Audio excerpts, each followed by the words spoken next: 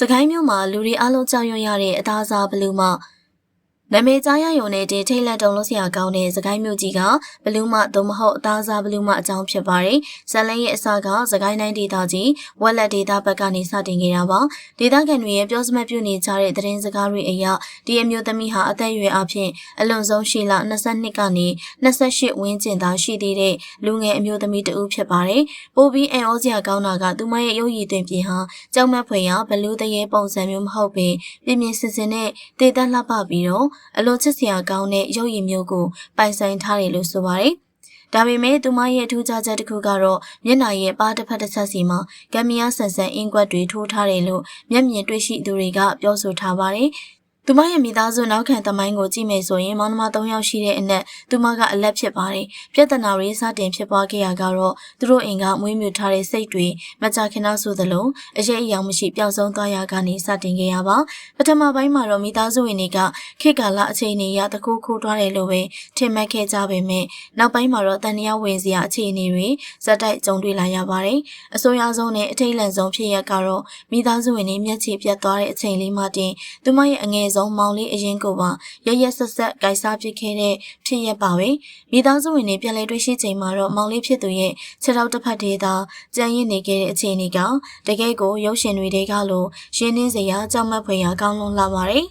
ဒီလိုအခြေအနေတွေကိုတွေ့ရှိသွားတဲ့မိသားစုကသူမကိုဝိုင်းဝန်းဖန်ဆီးဖို့ကြိုးစားခဲ့ပေမယ့်အောင်မြင်မှုမရခဲ့ပဲထွက်ပြေးလွတ်မြောက်သွားခဲ့ပါတယ်။အဲ့ဒီလိုလွတ်မြောက်သွားရကနေအခုဆိုရင်အဆိုပါမျိုးသမီးဟာစကိုင်းမြို့တွင်ကိုရောက်ရှိနေပြီလို့သတင်းတွေအကြီးအကျယ်ထွက်ပေါ်နေရဖြစ်ပါတယ်။စကိုင်းမြို့ရဲ့အလောင်ဒေသဘက်မှာကလေးငယ်တအုပ်ကိုထပ်မံစားတောက်ခဲ့တယ်ဆိုတဲ့ကြောက်မက်ဖွယ်ကောလဟာလတွေထပ်မံပေါ်ထွက်လာခဲ့တယ်လို့လက်ရှိချိန်မှာတော့ဘောဂရက်ကွက်ဘက်မှာလှည့်လည်သွားလာနေရလို့မြို့ကန်တွေကြားမှာအပူတပြင်းသတင်းပြန့်နှံ့နေပါတယ်။ဒီသတင်းကသက်ဆိုင်ရာကတရားဝင်အတည်ပြုထုတ်ပြန်ထားတဲ့သတင်းမျိုးတော့မဟုတ်သေးပါဘူး။ခေတ်ကာလမတည်ငြိမ်မှုတွေစိုးရိမ်တော့ကများရတဲ့အချိန်တွေမှာဒီလိုထိတ်လန့်စရာကောလဟာလတွေကပြည်သူတွေကြားမှာအလွယ်တကူပြန့်နှံ့သွားတတ်ပါတယ်။ဒါပေမဲ့မီးမရှိပဲမီးကိုမထွက်ဘူးဆိုတဲ့စကားလိုပဲမြေပြင်မှာတစုံတရာထူးခြားတဲ့အဖြစ်အပျက်သို့မဟုတ်စိတ်ကျန်းမာရေးချိုးယွင်းနေပြီးတော့အန္တရာယ်ပြုတတ်သူတအူးရောက်ရှိနေတာမျိုးလည်းဖြစ်နိုင်ခြေရှိပါတယ်။ဒါကြောင့်ဒီသတင်းကိုအကျွမ်းမဲ့ယုံကြည်ပြီးတော့အလွန်အမင်းထိတ်လန့်နေဖို့မလိုပေမဲ့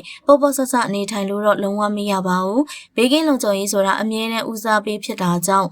စကိုင်းမျိုးနဲ့အနီးတစ်ဝိုက်မှာနေထိုင်ကြတဲ့ပြည်သူတွေအထူးသဖြင့်ចောင်းသားမိဘတွေအနေနဲ့အောက်ပါလုံခြုံရေးအသည့်တတိလေးတွေကိုအထူးဂရုပြုအလိုက်နာကြဖို့တိုက်တွန်းချင်ပါတယ်။မိမိတို့ရဲ့ကလေးငယ်တွေကိုအိမ်ပြင်ပြီးထွက်တာမျိုးတယောက်တည်းစော်ကစားခိုင်းထားတာမျိုးလုံးဝမလုပ်ဖေးနဲ့မျက်ခြေမပြတ်စောင့်ရှောက်ပေးကြပါ။ကျောင်းဖွင့်ချိန်ဖြစ်တဲ့အတွက်ကလေးတွေရဲ့ကျောင်းအကျိုးဖို့ကိစ္စတွေကိုအချိန်မှန်မှန်ကိုယ်တိုင်ကိုယ်ကျစနစ်တကျသွားရောက်ပြုလုပ်ပေးပါ။မိမိတို့ရဲ့နေအိမ်ပတ်ဝန်းကျင်မှာမတင်ကားစရာသစိမ်းတွေကိုအလွယ်တကူလက်ခံစကားပြောတာမျိုးအိမ်ထဲခေါ်သွင်းတာမျိုးတွေကိုလုံးဝရှောင်ကျဉ်ကြဖို့အထူးသတိပေးအပ်ပါတယ်။လူမှုကွန်ရက်ပေါ်ကသတင်းတွေဆိုတာအမှားနဲ့အမှန်ရောထွေးနေတတ်ပေမဲ့ကြိုတင်သတိထားခြင်းကဘယ်တော့မှအပူမဖြစ်ပါဘူး။ဗီဒီယိုလေးကိုကြည့်နေကြတဲ့ပရိသတ်ကြီးတို့လည်းမိသားစုနဲ့အတူဘေးကင်းလုံခြုံစွာဖြတ်သန်းသွားလာနိုင်ကြပါစေလို့စံထားပြုရင်းနဲ့ဒီကနေ့တင်ဆက်မှုကိုဒီနေရာမှာအဆုံးသတ်လိုက်ပါတယ်။ကြည့်ရှုပေးရတဲ့အတွက်အားလုံးကိုကျေးဇူးတင်ပါတယ်ရှင်။အားလုံးပဲတတိတရားနဲ့ဘေးရန်တွေကင်းရှင်းကြပါစေရှင်။